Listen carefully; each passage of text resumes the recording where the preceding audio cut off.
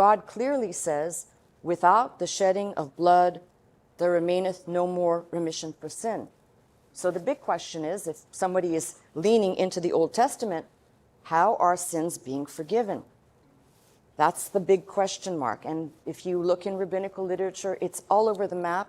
But clearly God gave a prescription for that ceased. And it's no accident that at the coming of Christ, some, 300+ years after the close of the Old Testament, there is no new prescription.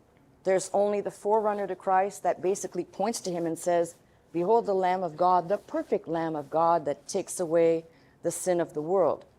And you have to remember that there was no New Testament at the time, so that's coming from a Hebraic mouth. There was no Christianity then. So people who will blatantly ignore that are blatantly ignoring the big picture. God said, I have a new way, that the Son of God came to tent in human flesh, and ultimately his death on the cross became what Paul refers to as Christ our Passover. There is no more, Book of Hebrews says, there is no more need to keep doing these offerings. One singular one sufficed for the world. And whether you turn to Christ or not, whether somebody looks to Christ or not, he paid it past, present, and future. Those who look to him, the Bible clearly says, are basically saved by his shed blood.